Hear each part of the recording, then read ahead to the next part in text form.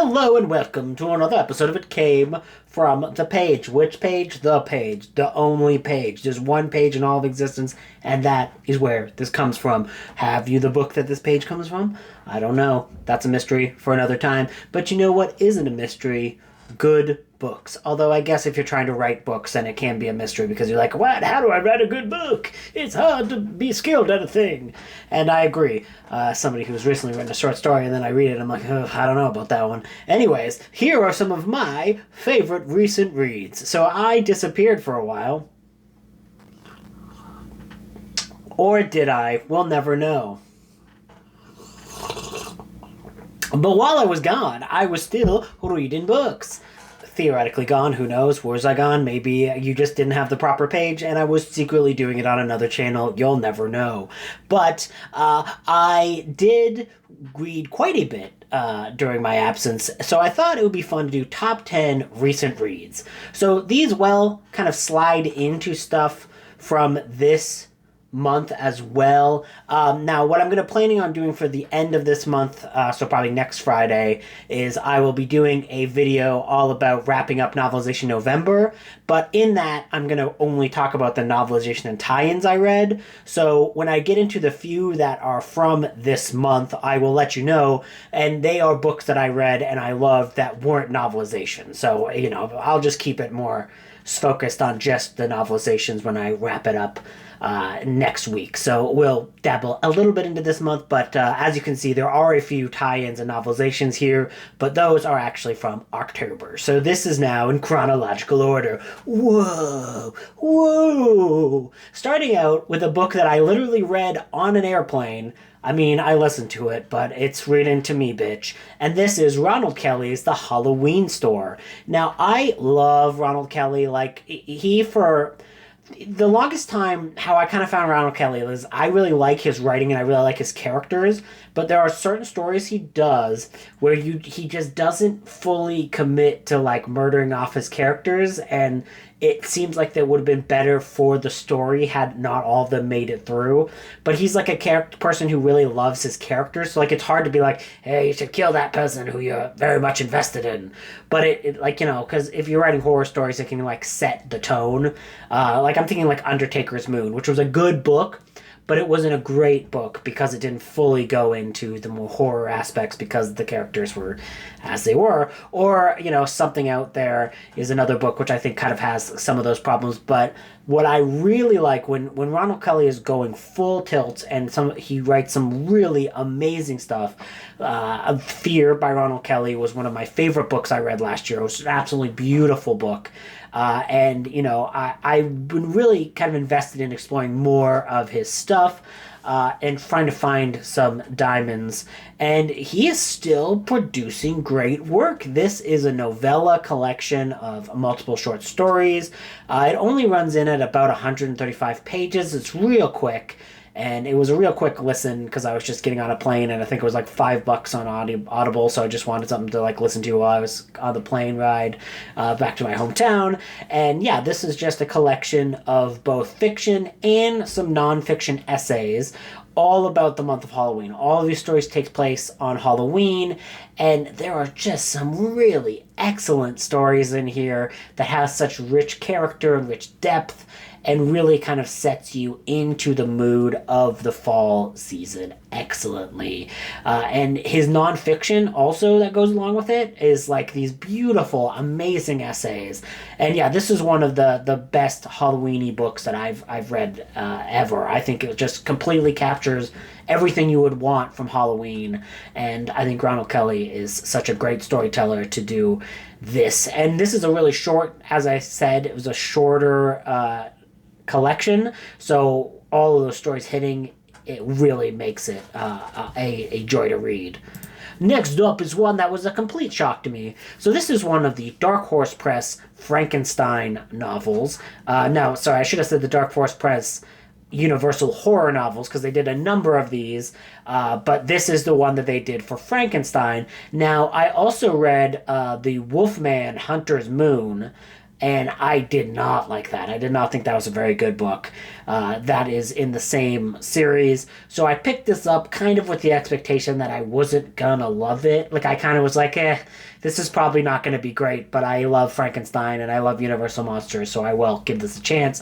And this was a complete surprise and complete amazing book from start to finish. This takes place right after Bride of Frankenstein, and it is really interesting because it fits right in between Bride of Frankenstein and Son of Frankenstein. There's a large time gap between those two movies in Universal canon. So this is a book that fits in perfectly.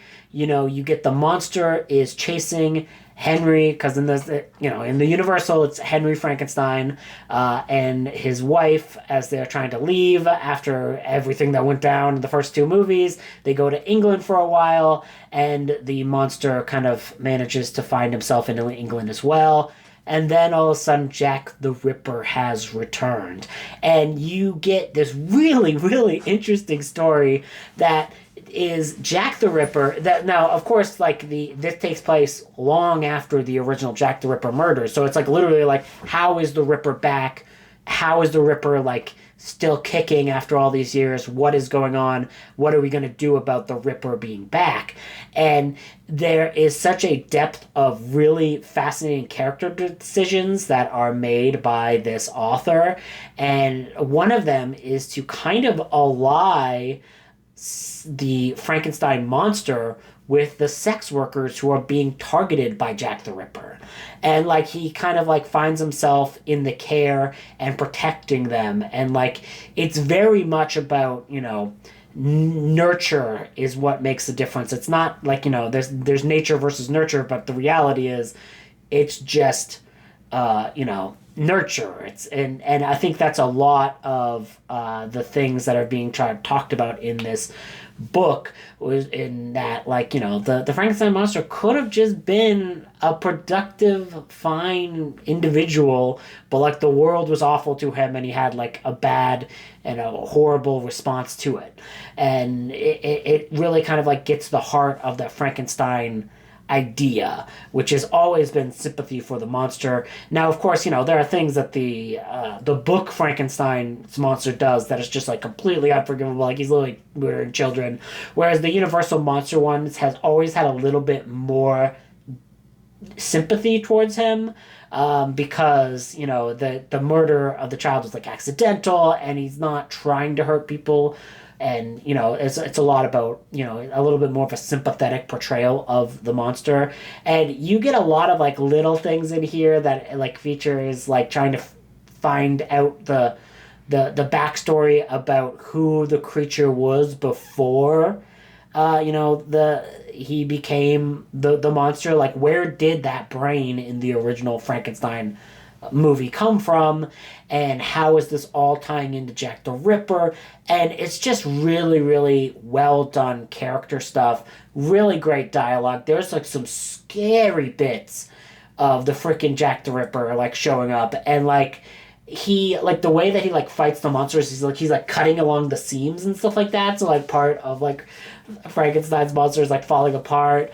And like there is this detective who is like come to hunt down the creature, and the detective is the character from in Son of Frankenstein, the main detective who is chasing down the monster that Frankenstein's son is making, like Frankenstein the doctor's son is making, is this detective who, as a child, literally had the monster rip his arm off from the roots.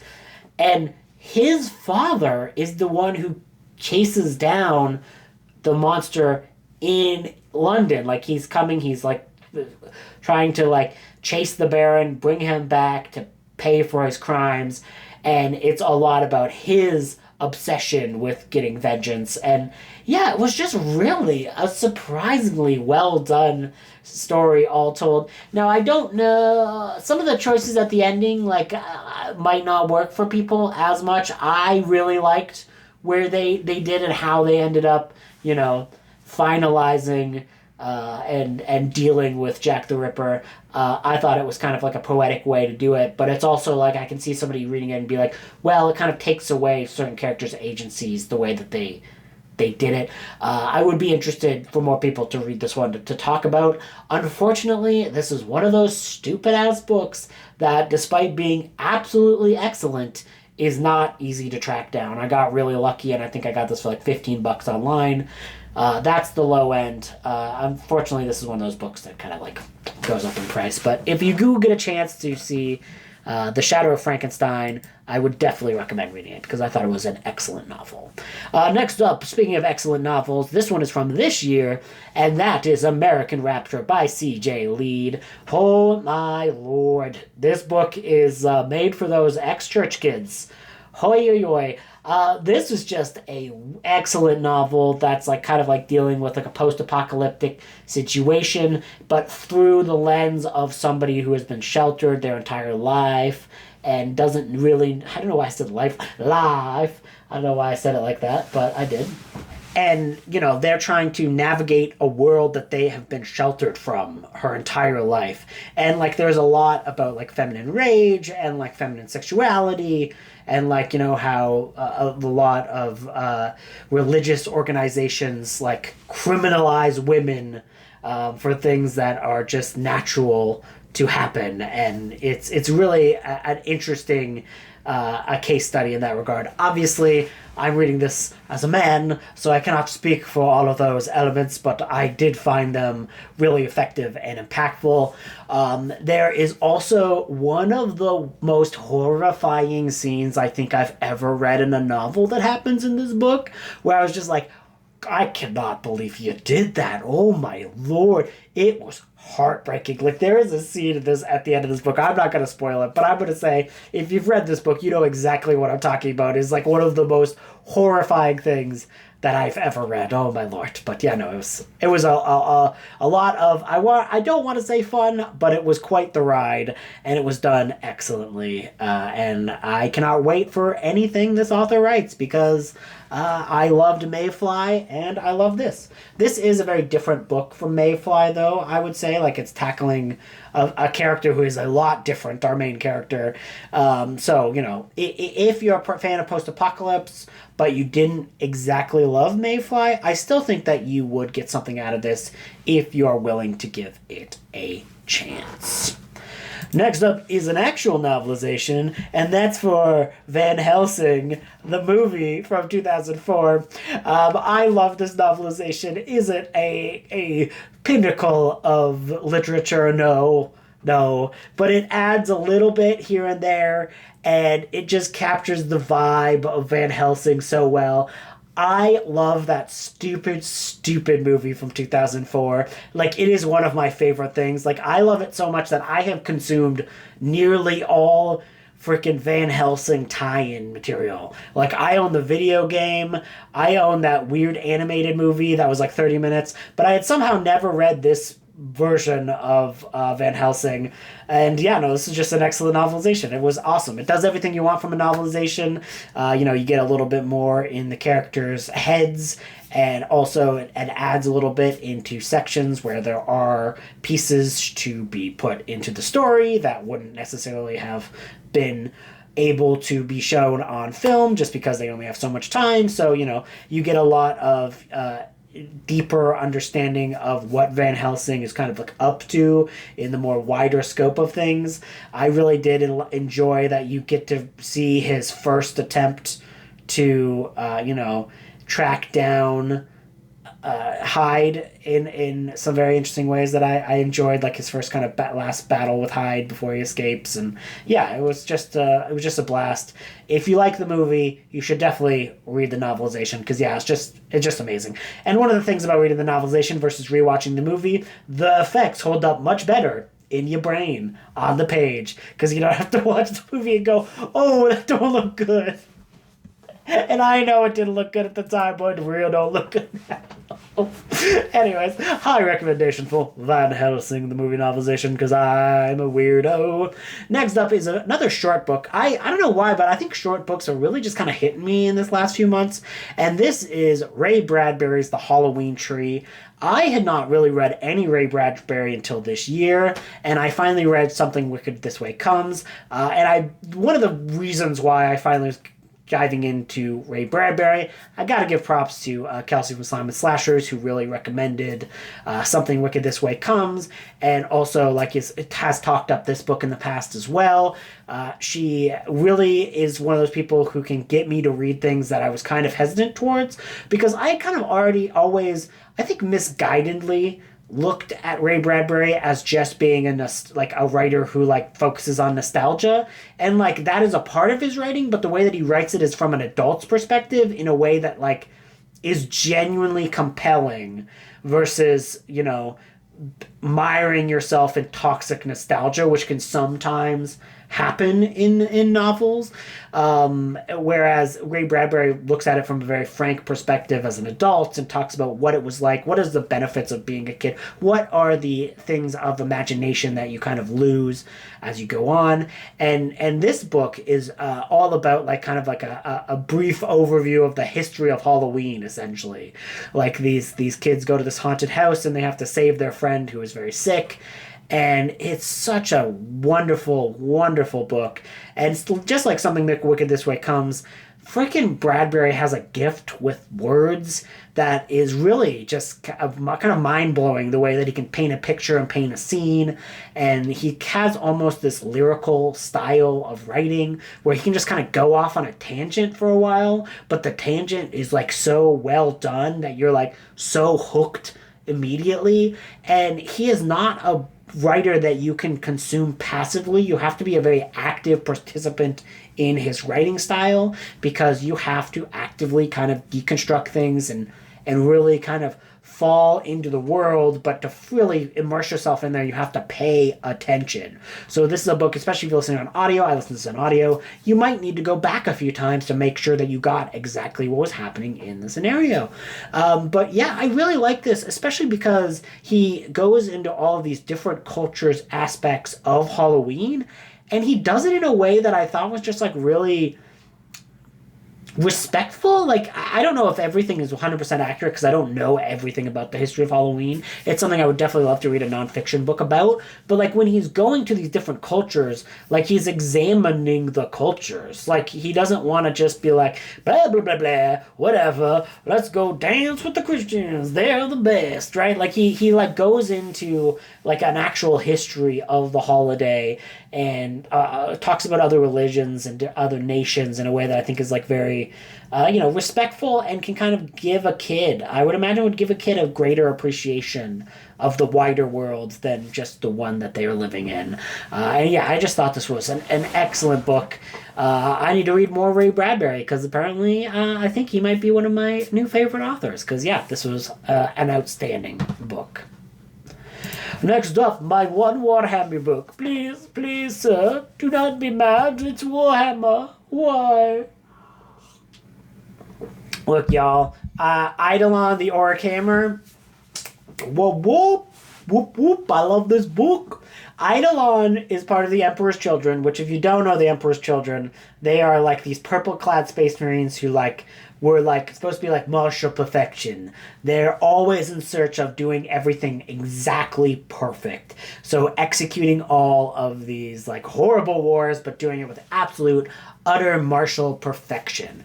And that obsession led them to fall to a god of chaos who is called Slaanesh. And Slaanesh is all about excess. So it's a lot of times people just kind of view it as being a weird horny person all the time, but Slaanesh is more than just being a deviant, but it's also taking excess in all of reality, and looking at reality as this canvas of debauchery, where you can take in every single modicum of perspective, and you can take in all experiences in this a wild way, and as a result of it, a lot of them end up being very similar to like Cenobites, where they're like obsessed with like ritualization of like scarifying themselves and like doing harm upon themselves to take pleasure in pain, and to like do all these like heavy narcotics so that they can see all these wild colors and this wild expressions. And like they're very much a cosmic horror aspect, because it's like it's all about like pursuing your own desires over everything else, and that's what their entire legion is like near the end of this series. And this is about one of the people who is like one of the heads of the Legion, who is Eidolon, who is like the first captain, who is like kind of like Lord Commander. And sorry, he's not first captain, he's Lord Commander of this Legion of Space Marines. And it's all about him trying to get back to Earth, because there's doing the final push of all these people who have done like this big civil war, and that's the final set piece where they're going to go all into this big final battle on Earth. And this has been a book series that's been going on for like 54 books and even more short stories and everything like that. And Eidolon is really a kind of a minor character in that. And he is a character who is a major character in a few books, but overall he's not one of the big players in the Horus Heresy. But I've always found him a fascinating character. This is a guy who gets his head chopped off and then gets it kind of like sewn back on, but he's like imperfect. Like he's like actually like got like he's like disabled and stuff like that, like where he's not able to do everything, and he like experiences a lot of pain because of like this like literally losing his head and like having to be headless and all that stuff. And he's like a character who is like experimented on while like they're fixing him, and like he has like this big bulging like mouth sack that can just like scream people to death, where he's like one of the head noise marines, where he just go like bah! And like do like a scream that will just like blow people's heads off and stuff. He's awesome. And he is like such a character who is so incredibly flawed. He is a character that is, from his onset, he is a very flawed bastard. And somehow Mark Collins, who wrote this novel, manages to give a character who is awful a satisfying character arc, because it really is all about, will he give up everything to become a demon prince? Will he give up all of his worldly pain and his existence on, like, you okay, kid? Kid just fell off.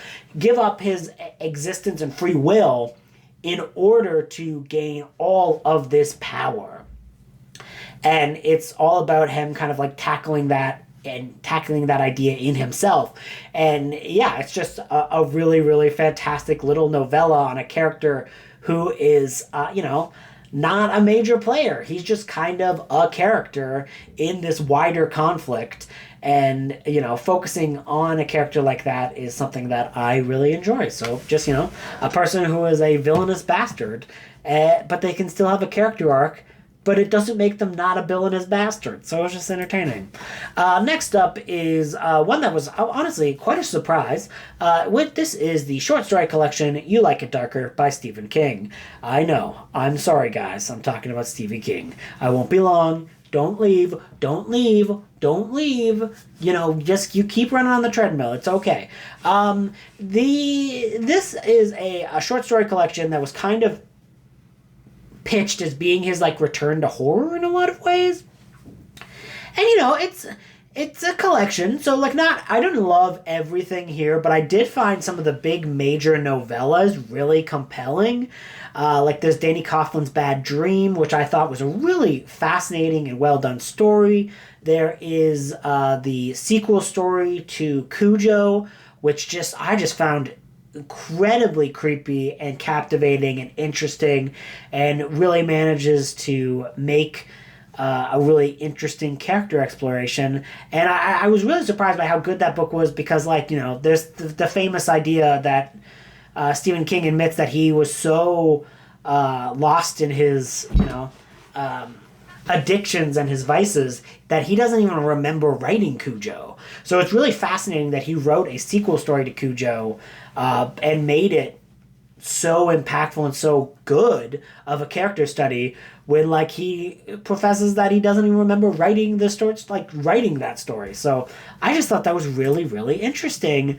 And like there are a whole bunch of different ideas and perspectives that he's going through with this collection. Like there's the Answer Man, which is this really interesting story about this guy who just randomly encounters a guy who will tell you the truth about a few questions. You have like a minute to ask him any question, and he has to tell you the truth about the questions. And the first time he does it is he does it for a fluke. He just does, okay, fine, or whatever. I'm in the middle of something. It's a long drive. I need to take a break. I'm going to talk to this guy and get some answers. But then he finds out everything he asked him was true, and his life goes through all these ups and turns and twists and everything, and he's obsessed with this Answer Man who sometimes will just show up in his life to answer questions. And yeah, it's just really a fascinating story about like how life can, boom, hit you when you're down, but there is still some level of hope in it. It's a wild story. I really did quite enjoy it. There is some stories that just straight up feel more like older King. Like there's a one called The Dreamers, which genuinely just feels like it is a H.P. Lovecraft-esque story. Like I think it was good enough that it would have just fit in well with like Night Shift, like really early King. Other stories are a little bit more like from the perspective of older men, because he is an old dude. And I think, I read a whole bunch of novels, and almost all of them are about young people. Young people who are able to do young people things and are able-bodied and all that stuff. Whereas, reading a story about people who are in middle age and past middle age can be really, really interesting. And yeah, I just thought this was a great collection. It's again, collection. Not all stories are going to be hitting, but I do think that this is one of the better King stories overall that doesn't have a lot of his flaws that he's been kind of like diving into lately. So I really did enjoy it. I liked it a lot. Speaking of things I liked a lot, this one is, oh my god, this one has like melded in my brain. It's like so good. This is Spiderlight by Adrian Tchaikovsky. Now, I read this in a audiobook format because apparently there's like a new audiobook coming out because it was available on NetGalley. So I was like, oh wow, this is a new book. This book is awesome. And then I looked up and I was like, oh, this book came out in 2016. I was like, oh. So I guess there's just like a brand new audiobook that just got released. And so that's how I listened to this, and I was like blown away. Adrian Tchaikovsky manages to write, it's a fantasy book, so it's a fantasy book about these group of adventurers who are trying to fight the Dark Lord, as we've all know that story. And one of the things that they need to take down this Dark Lord is a fang from this giant ancient matriarch queen spider. So they go to the spider, and they need to get the fang, and then they need to learn this secret pathway to get to the lair of the Dark Lord. And the spider is like, I will give this information to one of my younger like giant spiderlings will like accompany you on this land and on this journey. So they get out of the forest, and they're quickly like, look, we cannot just go into big towns with this freaking giant spider, man. Like, we cannot just, this is a giant spider. They are not gonna let us into a tavern with this giant ass spider. And we've got a long way to go. We need supplies. We need all this stuff. So what they do is that the magician transforms him into like a man, but not really. Like, he is like a full-on like monstery Spider-Man. And I don't mean like the web-slinging kind. I mean like the like got multiple eyes and like has like a weird fangs and like has like he's really strong. And it's all about him because it's really focused as a character study on his existence and how it affects the people around them, because they have all lived their lives of there is good and there is evil, and this creature represents the things of the darkness that is evil. But it's just a norm, like it's just a like it's just a thing, it's just a creature. It's not really good or evil, it's just a creature.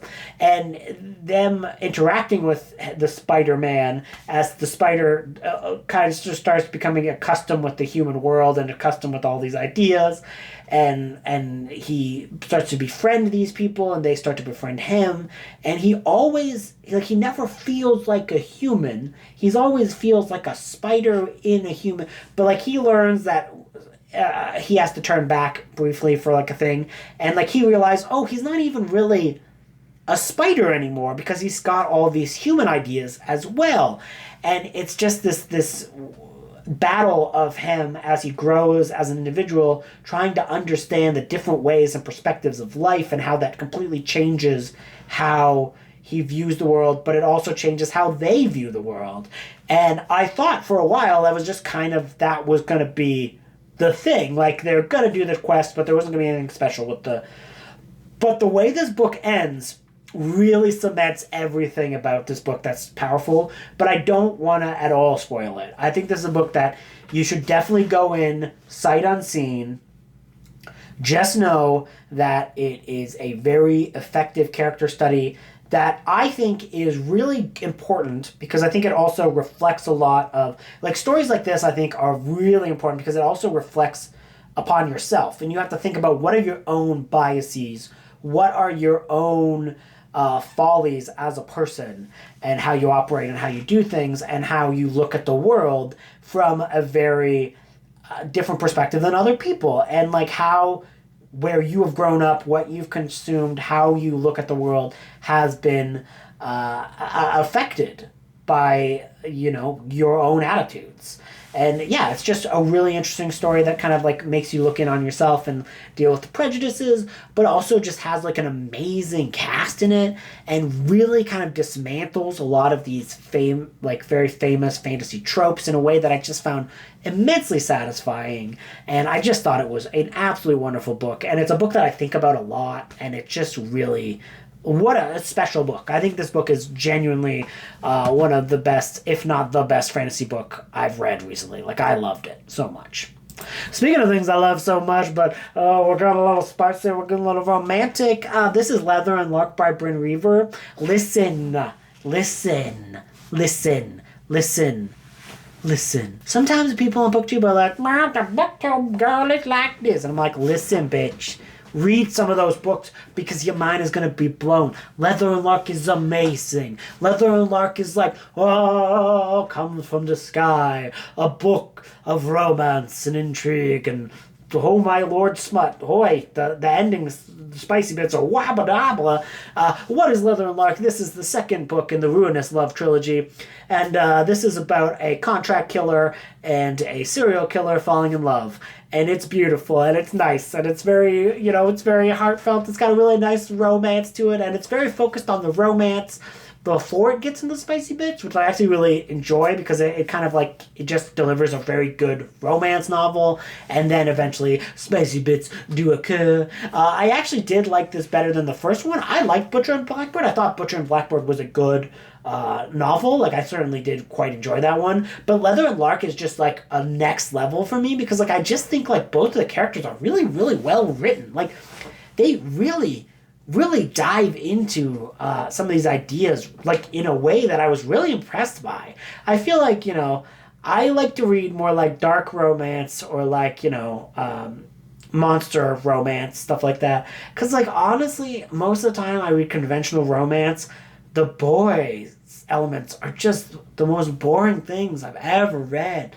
Like, it's just like, damn, men, is this how we're viewed by the world? We're so boring. We're so boring. Whereas like Leather and Lark is like, oh no, like he thinks in a way that I was like, oh, this makes a lot of sense how he's like portrayed, how he looks at the world, his own internal monologues. Because like I almost never find anything relatable about like the dudes in romance novels. And like I was like, oh no, he's like got like a lot, like obviously I'm not a contract killer, thank you very much, but he's more than just the contract killer, okay? But like I found him like genuinely a compelling character in that his foibles felt very understandable and relatable, and the way that he looks at the world felt really understandable and relatable. Because like normally in these romance books, I only find the female perspective, the captivating elements. And that's probably just a result of what I've read more than anything else, to be completely honest. But I find in like monster romance, like the male perspective is more interesting because I don't know, they're a monster. So I'm like, damn, what does Mothman's dick look like? I never would have known. I never would have thought. But I know what a dude's junk looks like. They're boring. Anyways, so I was really impressed by just like how effective of a character study this was. And yeah, I just thought this was like a really well written book. I don't know, man. I loved it. I thought it was great. One of my favorite reads of the year. And last but certainly not least, another little novella to finish off. And that is Candy Cane Kills Again, The Second Slaying. Now this is the sequel to Candy Cane Kills. Obviously, because it's Kills Again. That would be weird if it was Kills Again and it was the first one. But this is another one for those people who have any outstanding issues with the church. Because let me tell you, Candy Cane takes care of a church and she leaves no stones unturned for toxic church behavior.